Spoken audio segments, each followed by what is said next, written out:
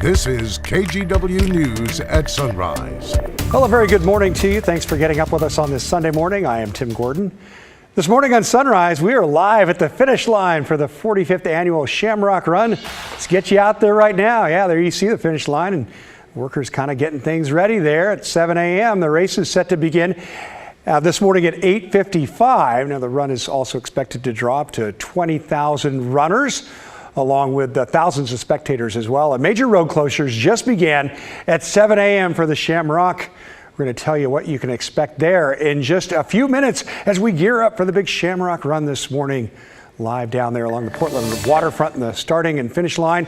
But let's check in with Rod Hill now for a quick look at the race day forecast, Rod. Well, it's been dry overnight, but now that is changing. Rain is actually just now starting to move in to the downtown Portland area. We've had some heavier rain pockets in the last 15-20 minutes move through Salem. So here's the leading edge.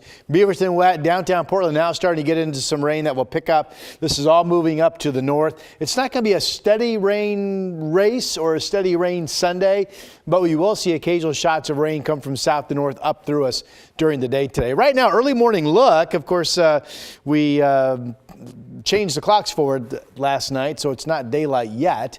Sunrise comes up at, I think, at 7:29 this morning. You can see a little brightness looking up to the north. 37 is the temperature. Yeah, 7:29 sun up. 45 at noon, 50 degrees for high. Sun goes down tonight, by the way, at 7:12. A lot of people like that. Back to you, Tim. All right, yeah, they do. Thanks, Rod. Well, in our opioid crisis this morning, I dug into a new study by several local experts that found people who are coming out of prison are 10 times more at risk of an opioid overdose than other Oregonians. Here's what I found, plus how the study is working to find solutions and save lives. Drug overdose, especially with opioids, is a leading cause of death among people who have recently been in prison, not just in the U.S., but around the world. A study by Oregon State University, OHSU, and Department of Corrections scientists shows Oregon is certainly not immune. In fact, the study, looking at 18,000 Oregon prisoners released from 2014 to 2017, found grim results. So we saw that looking at fatal and non-fatal overdoses altogether, those who released from prison had about a 10 times greater rate of overdose compared to our general population in Oregon. Maybe startling to us, but not to researchers who say it fits in line with other studies. In fact, they say given the way opioid use has gone in the most recent years, the risk has almost certainly grown much greater. It's very, very, very likely that if we were to put those exact estimates into today's context with our current adult in custody population and what we have going on in the state of Oregon, those estimates are likely very, very, very conservative. What we have going on is an opioid epidemic, with fentanyl leading the way, more powerful and more deadly. And for those whose tolerance is down being clean behind bars, the risk of overdose is very real in the outside world. So when they leave, they might think that they can use the same amount that they were using when they came in, or they might not have a good way of calibrating how much they can use before they're going to overdose. The DOC's Devarshi Bajpai says in the past couple years, better efforts, including medically assisted substance abuse treatment and providing Narcan for every person leaving custody, should help lower the risk of overdose.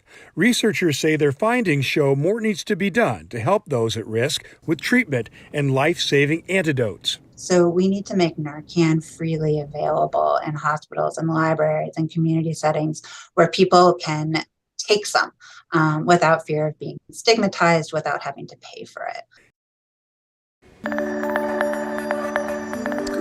All right, excitement is building in Hollywood for tonight's 95th Annual Academy Awards. The best of the best will honor the year's top work in film, including the movie Tar, which was directed by Todd Field, a Portland native. It got 6 nominations. Mark Barger has a look at the 10-film Best Picture race. And the Oscar goes to... Okay, Coda. A small film won Oscar's big prize last year. This year, blockbusters Top Gun Maverick and Avatar: The Way of Water are 2 of the 10 Best Picture nominees. Very busy today. Hold tight to help you. But it's another smaller nominee, Everything Everywhere All at Once, that has momentum, including major wins at the recent Screen Actors Guild Awards. It's an exciting film that blends a lot of different genres. It's sci-fi, it's comedy, it's a family story. It's very trippy and strange in a very good way. All at Once has the year's most Oscar nominations, including Best Director and 4 acting bids. But that doesn't necessarily mean it's going to win Best Picture. The most nominated movie in the last few years has not. In fact, only twice since 2011. The German film All Quiet on the Western Front won top honors at the BAFTA Awards in Great Britain, but only twice in 8 years have BAFTA and Oscar aligned. I just don't like you no more. That could open the way for the dark Irish comedy The Banshees of Inisherin, which scored Best Comedy or Musical at the Golden Globes. That you never forget. Or Steven Spielberg's The Fabelmans, which won the Globes Best Drama. I think that's exciting when a Best Picture lineup of 10 movies can make room for huge blockbusters, quirky independent films, and international films. Elvis, featuring Best Actor nominee Austin Butler, and Tar, with actress nominee Cate Blanchett, are also in the Best Picture hunt, as are Triangle of Sadness and Women Talking.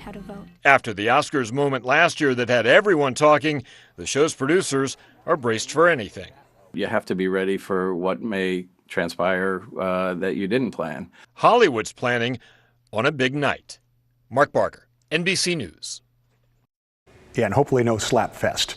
Well, Rihanna is expected to perform her Oscar-nominated song Lift Me Up from Black Panther Wakanda Forever. And Lady Gaga was supposed to perform her nominated song Hold My Hand from Top Gun Maverick. Now she's going to actually just be sitting in the audience. She was too busy working on the Joker sequel where she plays Harley Quinn. All right. Well, might need a nap this afternoon before the Oscars. Daylight saving began today at 2 a.m. We sprung forward an hour. Do you remember that now? Okay, maybe you were sleeping. So if you feel a little extra tired this morning, aren't sure why, it might be just because of that lost hour of sleep. We'll keep our clocks the same until November now, unless Congress passes the Sunshine Protection Act. That would get rid of our biannual time change. Of course, last year it passed the House, but didn't make it to the Senate before the session was over. It was reintroduced this year, and we will be sure to see what happens with that and let you know. Generally, it pretty much just stays the same. So, the time is 7:07, coming up on 7:08. You may be feeling groggy since our clocks jumped ahead. It is the perfect transition to this next story. Coming up on Sunrise, a new study that looked at sleep and lifespan. Important stuff here. And yes, getting a full night's rest is important. But researchers also track some other interesting factors. We'll have the details in just 2 minutes. And did you know you can watch Sunrise anytime you want on KGW Plus? All of our newscasts on Roku and Amazon Fire. Just look for KGW and add us to your home screen if you will. And stream Sunrise on your schedule anytime if you're not watching live. We'll be right back.